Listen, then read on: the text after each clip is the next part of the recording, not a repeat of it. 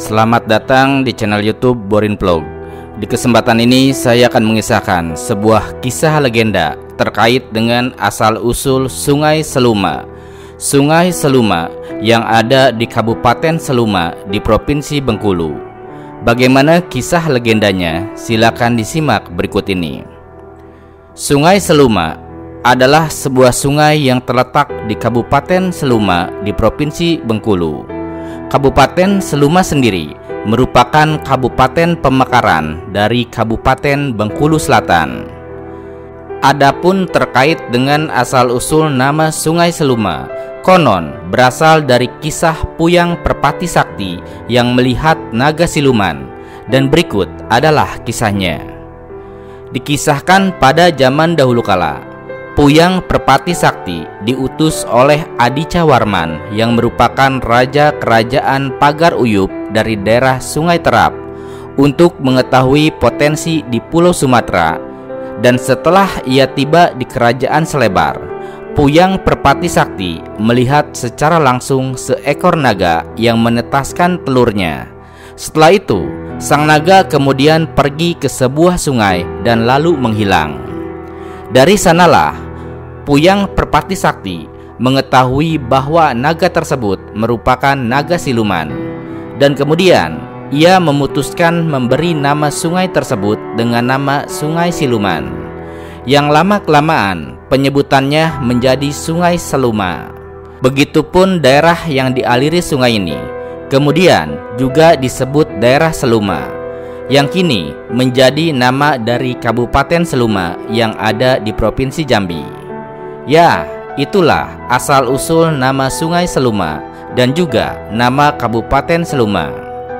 Selain kisah legenda terkait dengan asal-usul nama Seluma, terkait Sungai Seluma ini juga ada sebuah kisah legenda lainnya berdasarkan cerita rakyat, yaitu tentang Ratu Kayangan dan awal mula terciptanya batu menangis atau batu pengantin yang ada di hulu Sungai Seluma. Dan berikut adalah kisah lengkapnya. Alkisah, pada zaman dahulu kala, di Kayangan bertahtalah seorang raja putri atau ratu bernama Bateri Kayangan. Ia bertahta di pintu langit, dan ia adalah seorang gadis yang amat cantik. Tetapi kegemaran sang ratu perempuan ini adalah suka berperang dengan kerajaan lainnya. Oleh sebab itulah, tidak ada yang berani meminang dirinya. Kerajaannya amat ramai dan juga kaya raya. Segala keperluan cukup tersedia. Keistimewaan dari Bateri ini adalah pandai terbang. Dan seiring berjalannya waktu, pada akhirnya usia Bateri sudah mulai agak tua jika dibandingkan dengan gadis sebayanya. Oleh karena itu, Bateri pun mulai gelisah. Hingga pada suatu hari, ia memanggil bawahannya untuk mencarikannya jodoh. Maka berangkatlah bawahannya ke atas bumi yang panas. Namun, setelah 3 bulan, ia pun kembali lagi melaporkan hasilnya. Seorang pria pun tidak ada yang mau. Kemudian, bawahannya yang lain disuruh pergi ke seberang lautan. Setelah 6 bulan kemudian, barulah kembali utusan itu melaporkan bahwa ada seorang jejaka anak raja yang ada di seberang lautan. Potongan badannya sesuai sekali dengan Putri Bateri. Hanya tuanku, jejaka itu selalu termenung. Tidak pernah kami mendengar ia bercakap-cakap dan juga tidak pernah tersenyum. Keadaannya selalu bermurung, padahal tidak ada yang dipersoalkannya. Namanya adalah Setambak Tanjung. Setambak Tanjung namanya, Tuan Putri, ujar bawahannya melaporkan. Apa kebiasaannya? Tanya sang putri. Kebiasaannya, ia senang pergi ke sungai, Tuan Putri, jawab sang bawahan. Nah, sekarang Putri Bateri Ratu Kayangan itu mendapat cara. Kebiasaan Putri juga sama. Ia suka mandi di sungai, apalagi di hulunya, yaitu dekat mata air. Bateri akan menjadi orang biasa, tidak sebagai Ratu Kayangan yang suka berperang. Maka berangkatlah Batari ke seberang lautan. 3 hari 3 malam kemudian sampailah Batari di suatu kerajaan. Ia menjelma menjadi gadis biasa, walaupun tidak secantik wajahnya semula, tetapi cukup menggairahkan para jejaka. Dan tidak ada yang akan menyangka bahwa ia adalah seorang ratu yang gagah. Batari pun masuk ke wilayah kerajaan itu. Tahulah ia bahwa kerajaan itu adalah kerajaan ayah dari Setambak Tanjung. Maka segeralah Batari pergi ke tepian sungai yang bernama Sungai Seluma, di mana tempat kebiasaan Setambak Tanjung pergi seorang diri tanpa dikawal.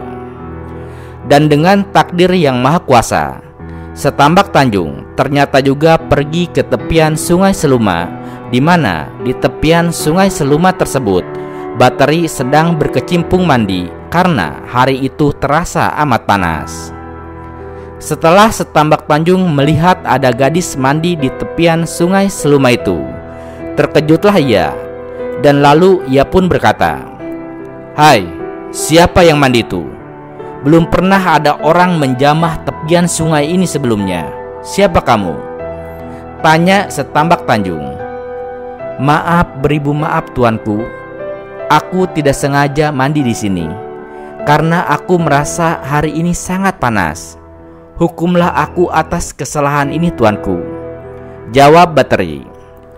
"Aku pantang menyakiti wanita," kata Setambak Tanjung. "Bagaimana kalau aku yang menyakiti tuan?" Ujar Batari. "Sampai hati ya kamu menyakiti aku yang tidak bersalah apa-apa ini," jawab Setambak Tanjung. "Bagaimana pula kalau aku adalah seorang ratu yang suka berperang dan suka membunuh orang?" Ujar Batari kembali. "Bagiku, walaupun kamu seorang raja atau ratu yang suka berperang, tidak jadi masalah. Asal kamu tidak menyerang kerajaan ayahku dan tidak berniat akan menyakiti aku tidak peduli. Dan lagi, mengapa kamu bertanya yang tidak-tidak? Apa maksudmu, Tuan Putri? Dari mana asalmu dan siapa namamu?" Tanya Setambak Tanjung penasaran. Batari pun naik ke darat dan kemudian berkata, "Bolehkah aku duduk dekat kamu, Tuan?" Pinta Batari. "Duduklah sini dan jawablah pertanyaanku tadi, Tuan Putri," ujar Setambak Tanjung kembali. "Namaku Batari, tuanku. Aku tinggal di Kayangan. Aku datang kemari disuruh ayahku mencari teman." Jawab Batari menjelaskan siapa dirinya. Setambak Tanjung pun terdiam. Diperhatikannya Batari. Kelihatan olehnya Batari memang sangat cantik. Dia ingat dalam mimpinya bahwa ia akan bertemu dengan seorang wanita cantik yang berasal dari Kayangan. Dan ternyata mimpi itu menjadi kenyataan. Setambak Tanjung kemudian bertanya lagi, "Batari, sudihkah engkau menjadi temanku?" Tanya Setambak Tanjung. Batari pun tersipu kemalu-maluan. "Dengarkanlah olehmu Batari, aku sudah lama mendambakan seorang wanita untuk menjadi temanku. Tapi aku selama ini tidak berani mengemukakannya. Aku takut kalau ia adalah seorang yang tidak setia.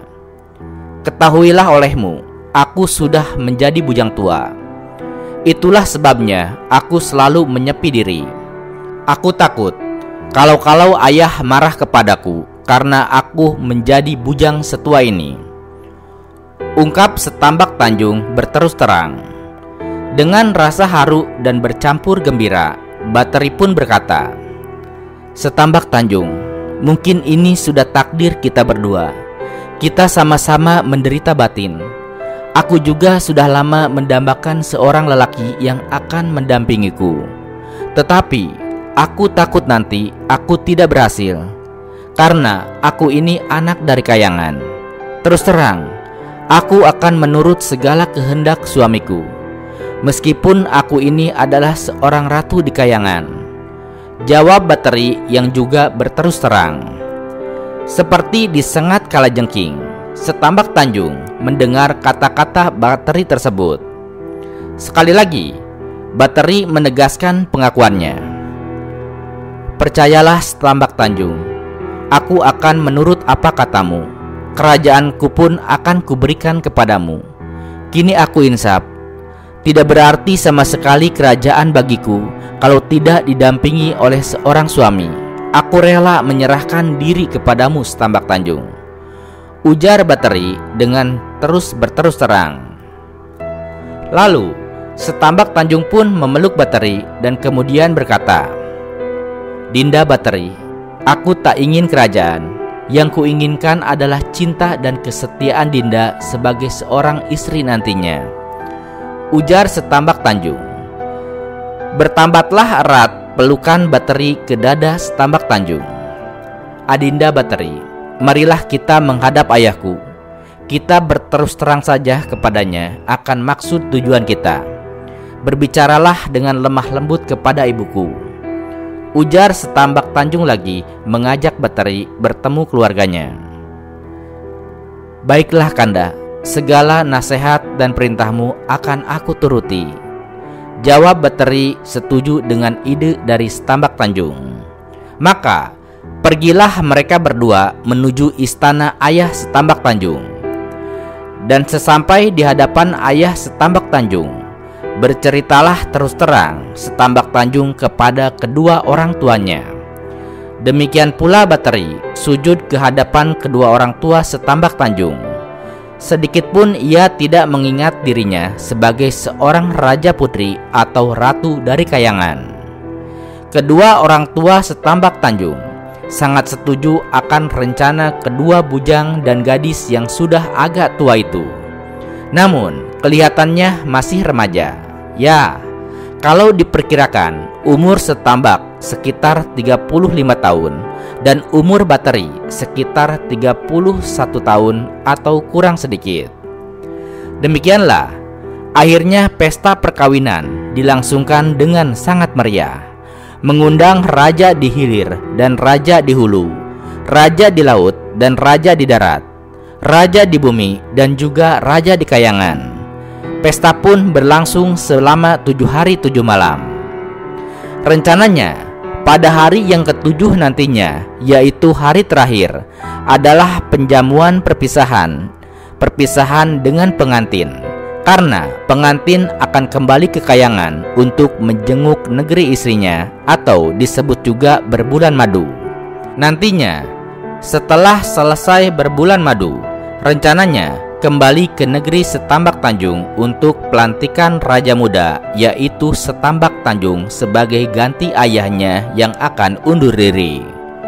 Kerajaan Bateri nantinya juga akan diserahkan kepada saudaranya yang masih remaja.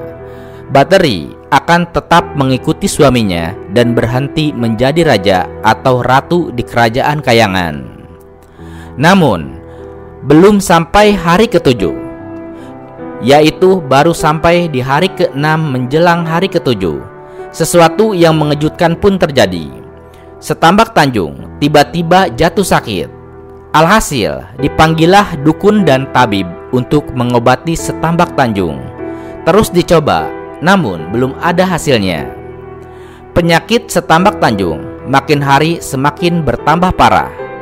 Pesta baru mencapai hari ke-6 akhirnya dibubarkan. Rakyat pun ikut bersedih mendengar calon rajanya sakit mendadak tersebut. Ada juga yang mengatakan bahwa Setambak Tanjung mendapat bala dari roh nenek moyang karena ia pernah berbuat salah.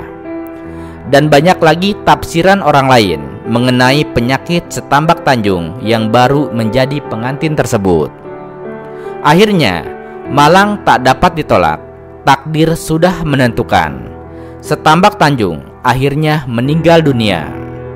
Sebelum meninggal, Setambak Tanjung berpesan dan katanya, Istriku Bateri, jika engkau ingin kembali ke kayangan, aku relakan, kembalilah.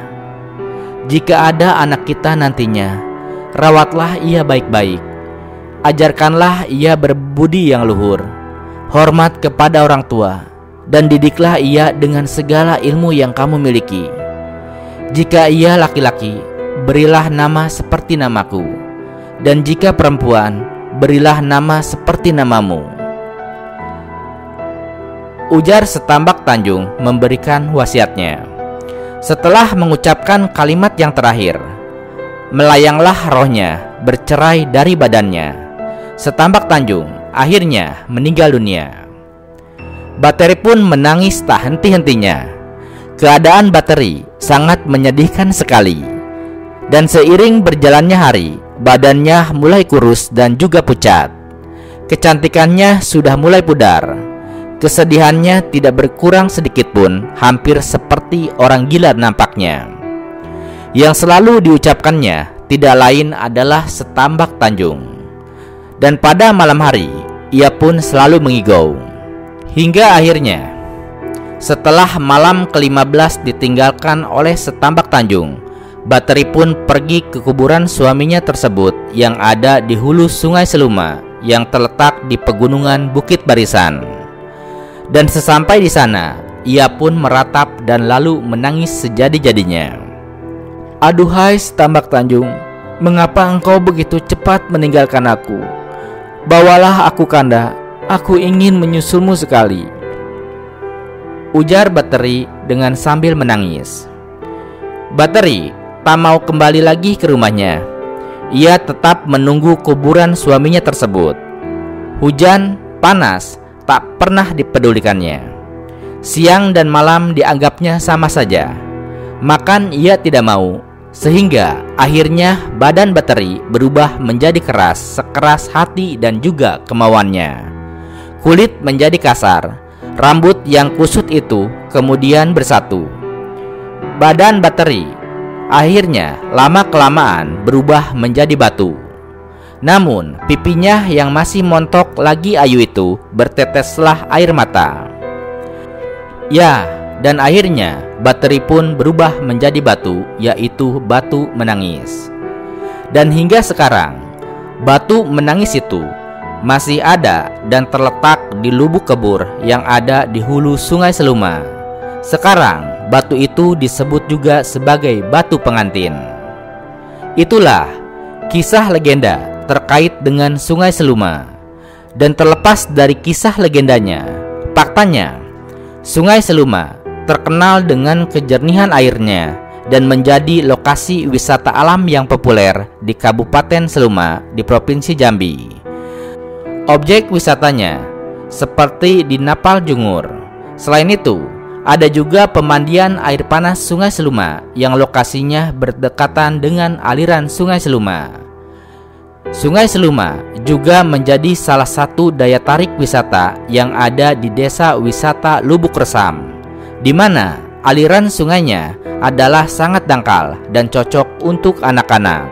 Namun, tentu tetap dalam pengawasan orang tua. Secara keseluruhan, Sungai Seluma memiliki peran penting sebagai objek wisata dan juga sebagai bagian dari kehidupan masyarakat di Kabupaten Seluma. Nah, itulah sekilas terkait dengan Sungai Seluma, terkait dengan asal-usul namanya dan juga kisah legenda yang ada di Sungai Seluma. Terima kasih sudah menyimak kisah ini di channel YouTube Borin Vlog. Di channel ini, Anda juga bisa menyimak berbagai kisah legenda lainnya, baik itu terkait asal-usul sungai maupun asal-usul gunung, baik itu yang ada di Jambi maupun berbagai wilayah Indonesia. Terima kasih atas perhatiannya dan sampai jumpa di cerita lainnya.